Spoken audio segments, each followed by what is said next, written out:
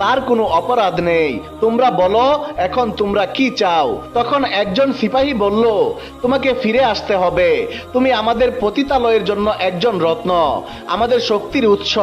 তুমি যদি চলে যাও আমাদের অস্তিত্ব বিপন্ন হবে। এই কথা শুনে লাইলা খুবই কষ্ট পেল। নিজেকে একটা পরাধীন ব্যবসার পণ্য হিসেবে মনে হচ্ছিল তখন। আল্লাহর অলি নরম কণ্ঠে তখন বললেন, লাইলা, মানুষের সত্যিকারের মূল্য তার অন্তরে লুকানো থাকে। তুমি যদি মুক্তি চাও তবে এক্ষুনি সিদ্ধান্ত নিতে হবে।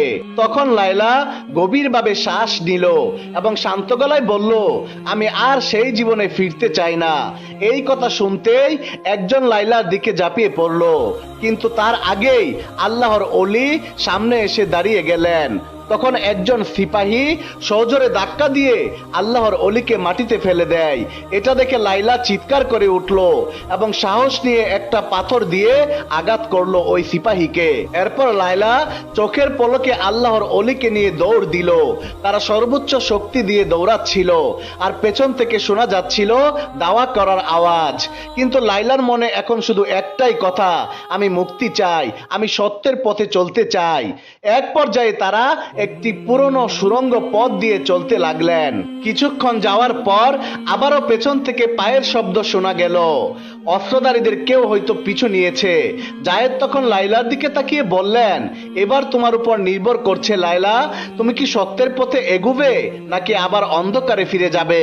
তখন লাইলা এক মুহূর্তের জন্য চোখ বন্ধ করে বলল, আমি আলো চাই, আমি অন্ধকারে আর যেতে চাই না। লাইলা কিছুক্ষণ চুপ থেকে আবারও ফিসফিস করে বলল, আমরা কি তাহলে ধরা পড়ে যাব? তখন শান্ত গলায় জায়েদ বলল, সত্যের পথ কখনোই সহজ হয় না, কিন্তু যারা আল্লাহর উপর ভরসা রাখে তারা কখনো হেরে যায় না। এভাবে চলতে চলতে তারা সুড়ঙ্গ পথের বাহির হওয়ার জায়গায় দেখতে পেল একটি লোহার দরজা, যা কেবলমাত্র বাহির থেকেই খোলা যায়। এটা দেখে লাইলা নিরাশ হয়ে বলল, এখন কি হবে? পেছনে থেকে শত্রুরা দাওয়ার শব্দ আসছে। তখন আল্লাহর অলি জায়েদ দোয়া পড়ে ধীরে ধীরে দরজার একটি অংশে বিসমিল্লাহ বলে ধাক্কা দিলেন। সঙ্গে সঙ্গে দরজাটি খুলে গেল। তখন তারা আলহামদুলিল্লাহ বলে বের হয়ে আসলেন। তখন লাইলা হৃদয়ে কোরআনের একটি আয়াতের কথা মনে হচ্ছিল বারবার, যেখানে বলা হয়েছে, যারা আমার পথে সংগ্রাম করে আমি অবশ্যই তাদের জন্য আমার পথ খুলে দেব। অতঃপর তারা ক্লান্ত শরীরে মরুভূমির পথে দৌড়াতে লাগলো। আরেকটু সামনে গেলেই হয়তো তারা শত্রুদের নাগালের বাইরে চলে যাবে। এমন সময় লাইলা পিছন থেকে একটা আওয়াজ শুনতে পেল। পিছনে তাকিয়ে দেখতে পেল সিপাহীদের একটা তীর জায়েদের দিকে ছুটে আসছে। লাইলা তখন নিজের শরীরটা জায়েদের সামনে নিয়ে তীরটি নিজের শরীরে নিয়ে নিল। ফলে লাইলা দপাস করে মাটিতে লুটিয়ে পড়ল। তখন জায়েদ চিৎকার করে তার দিকে তাকিয়ে দেখলেন যে রক্তে তার জামা কাপড় ভিজিয়ে দিচ্ছিল, কিন্তু লাইলার চোখে ছিল প্রশান্তি। সে বলছিল, আমি এখন মুক্ত, আমি অন্ধকার থেকে বেরিয়ে এসেছি।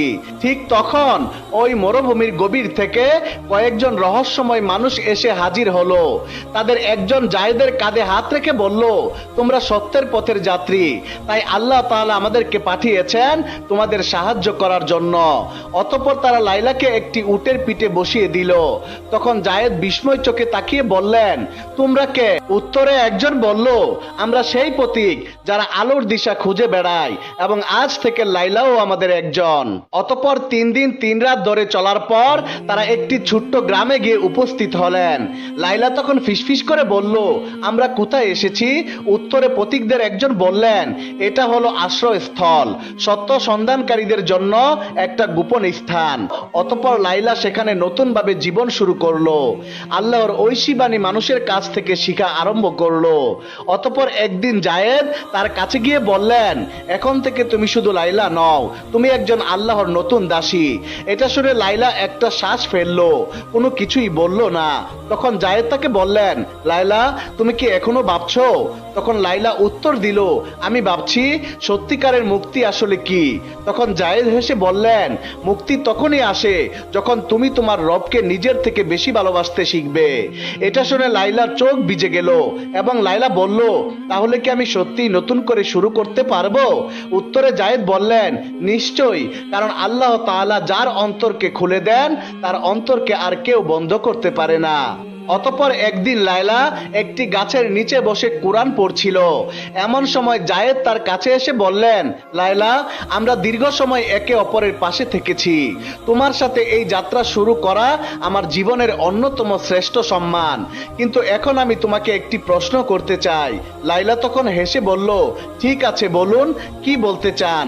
তখন জায়েদ বললেন, তুমি কি আমার সাথে আল্লাহর পথে এই জীবনের বাকি সময়টুকু কাটাতে চাও? এই কথা শুনে লায়লার চোখে পানি টলমল করতে লাগলো।